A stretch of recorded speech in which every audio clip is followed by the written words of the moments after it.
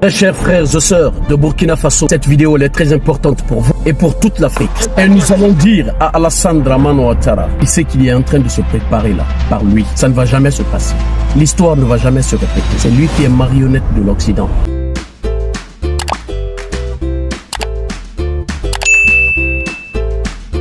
Très chers frères et sœurs de Burkina Faso, cette vidéo elle est très importante pour vous et pour toute l'Afrique, s'il vous plaît.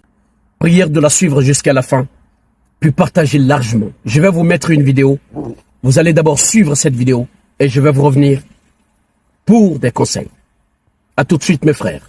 Il n'y a absolument rien de nouveau, seuls les acteurs ont changé, sinon la lutte reste la même. En 1987, il y avait un vieux civil en Côte d'Ivoire, un général aux affaires au Niger, un capitaine au Burkina Faso, le plus jeune du groupe, et un autre officier au Mali. La cible prioritaire de la France était le capitaine burkinabé, et les relations entre la France et le capitaine s'étaient envenimées après la perte de la majorité à l'Assemblée française par le parti du président français. Les trois du Mali, Niger et Burkina travaillaient ensemble sur un projet de fédération des trois pays, le Liptako Gourma. Aujourd'hui, en 2024, le parti du président français a perdu la majorité à l'Assemblée nationale. Nous avons un vieux civil à la tête de la Côte d'Ivoire, un général au Niger, un capitaine au Burkina Faso, le plus jeune du groupe, et un autre officier au Mali. Comme en 1987, c'est le vieux civil ivoirien que les néocolonialistes instrumentalisent pour chercher à assassiner le capitaine burkinabé, qui est la cible prioritaire de la France. Oui, c'est bien ça. La cible prioritaire de la France reste le capitaine burkinabé. Ils avaient fait circuler des tracts en 1987, faisant croire que Sankara s'enrichissait, le qualifiant de fou et d'instable, et jouant sur son appartenance ethnique. Oui, c'était une époque de grande manipulation et de fausses informations. Absolument. Ces tactiques visaient à discréditer Sankara et à affaiblir son soutien populaire. En 1987, Oufouet avait 82 ans, et Sankara n'avait pas 40 ans. C'est vrai. Et en 2024, Alassane Ouattara a 82 ans et Ibé n'a pas 40 ans. Sankara a succédé à Jean-Baptiste Ouédraogo, qui était resté au pouvoir pendant 8 mois, et Ibé a succédé à Damiba, qui était resté au pouvoir pendant 8 mois. Ces parallèles montrent comment l'histoire peut souvent se répéter, avec des dynamiques similaires se jouant à travers les décennies. La nature nous avertit que c'est notre dernière chance. Le hasard, c'est le refuge des non-initiés. Quand la nature ressuscite une dynamique, c'est pour nous donner l'opportunité de vaincre. Ouvrez les yeux car ce combat est plus important que vous ne l'imaginez. Observez bien, et vous comprendrez que c'est l'histoire qui nous donne une seconde chance pour nous libérer. La seule question c'est, serons-nous à la hauteur de l'histoire cette fois-ci? Je vous le promets, nous serons cette fois-ci à la hauteur de l'histoire. Je voudrais tout simplement dire que les moutons cheminent ensemble, mais ils n'ont jamais le même prix. Mes frères et sœurs, le temps de Thomas Sankara, il était seul face à ce combat. Même les pays limitrophes, personne n'était là pour l'épauler. Il était tout seul avec sa seule tête. Il a été trahi par son homme de confiance, à qui il portait confiance.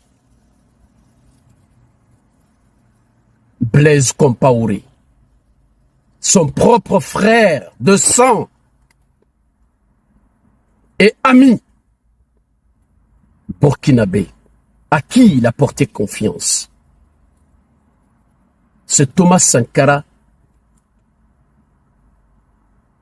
s'est fait assassiner par son propre frère, mes frères et sœurs. Et aujourd'hui, je vous explique tout ça parce que c'est pour vous dire que l'histoire ne va pas se répéter. L'Afrique a pris maintenant le destin à main. Les fils dignes du continent ont pris le destin à main. Maintenant là, Ibrahim Traoré ne mène pas ce combat-là tout seul.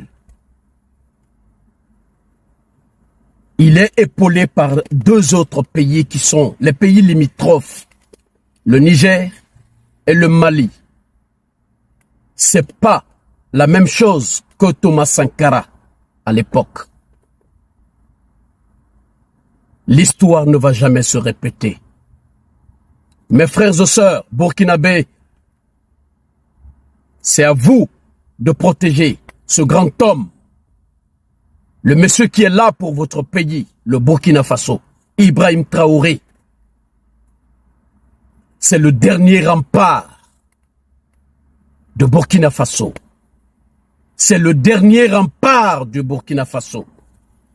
Imaginez, depuis l'assassinat de Thomas Sankara par Blaise Compaoré, jusqu'à aujourd'hui, cela date de combien d'années?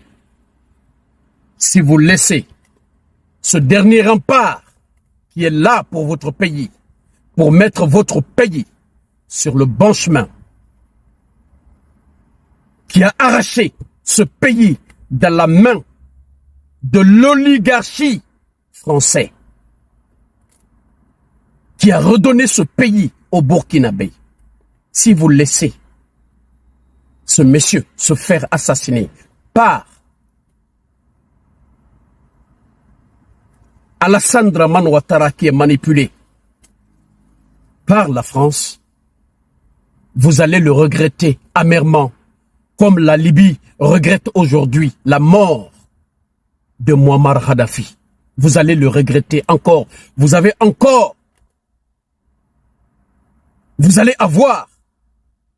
50 ans de retard. Encore 50 ans de retard. Faites le calcul depuis la mort de Thomas Sankara jusqu'à aujourd'hui.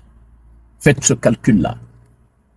Vous allez encore faire le nombre d'années là avant d'avoir encore un autre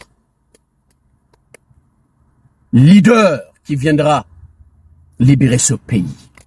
Faites beaucoup attention.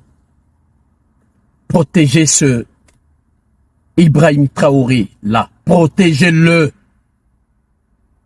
Protégez-le. Protégez-le. Je vais vous mettre une toute petite partie. Pourquoi j'ai fait cette vidéo? Parce que je sais ce qui se dit. C'est ça la vérité. Ibrahim Traoré l'a dit lors de son passage au siège de l'AES au Niger. Je vais vous laisser la partie là. Il a parlé de la Côte d'Ivoire de Alassane Ouattara, ce qu'il est en train de faire, de préparer contre le Burkina Faso, contre capitaine Ibrahim Traoré. Écoutez-moi ça et je reviens. Nous avons, dans une interview, parlé du régime ivoirien. Certains Burkinabés sont montés sur leurs chevaux et critiqués. Je le dis, j'insiste et je persiste. Nous n'avons rien contre le peuple ivoirien, mais nous avons quelque chose avec ceux qui dirigent la Côte d'Ivoire.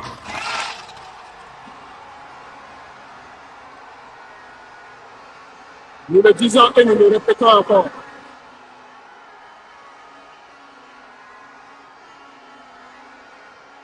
Laissez-moi vous dire quelque chose. Permettez-moi de vous dire quelque chose.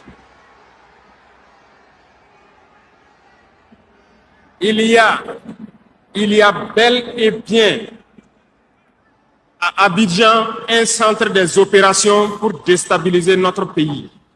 Personne ne peut le nier et nous vous ferons les preuves dans les jours suivants. Nous vous montrerons des preuves physiques.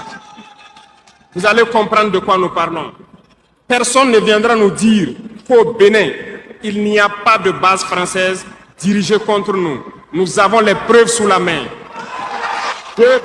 Et nous allons dire à Alassane Dramane Ouattara que ce qu'il est en train de se préparer, c'est qu'il est en train de se préparer là, par lui. Ça ne va pas se passer. Ça ne va jamais se passer. L'histoire ne va jamais se répéter.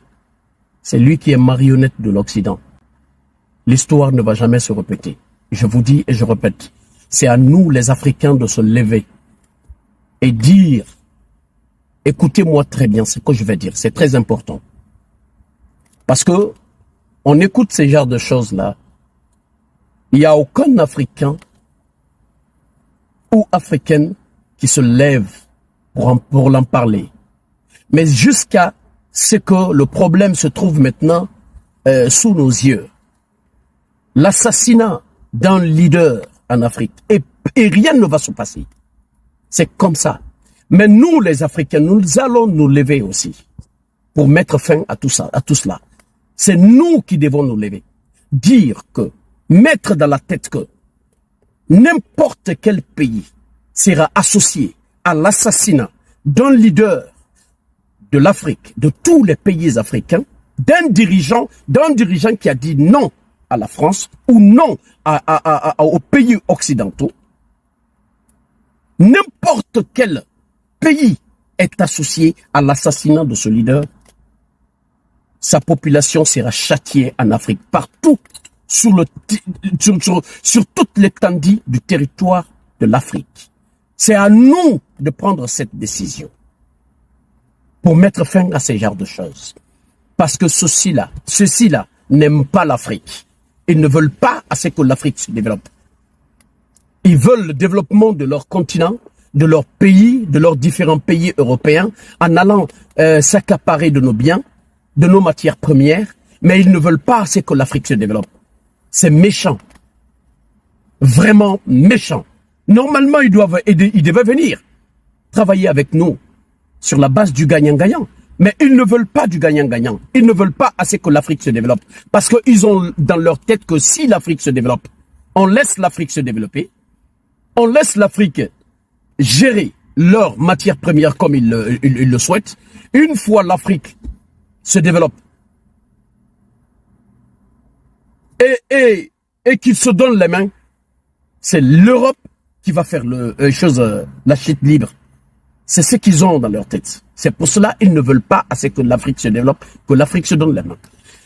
Nous, les Africains, c'est à nous de mener ce combat-là, de protéger nos dirigeants. N'importe quel pays européen sera associé à l'assassinat d'un leader de l'Afrique. La population de ce pays sera châtiée en Afrique. C'est ça le combat de tous les Africains que nous allons faire. Parce que nous aussi, on a besoin de belles choses. C'est pas seulement que l'Occident. Pourquoi nos enfants tombent dans l'eau aujourd'hui? Il y a combien il y a des millions d'Africains et Africaines qui sont restés dans la Méditerranée pour venir ici en Europe. À cause de quoi? De la mauvaise gouvernance en Afrique, créée par les Occidentaux. Mes frères et sœurs, lèvons-nous tous ensemble et mettons fin à tout cela. Vive le Mali, vive le Burkina, vive le Niger et vive l'Afrique. Je vous remercie.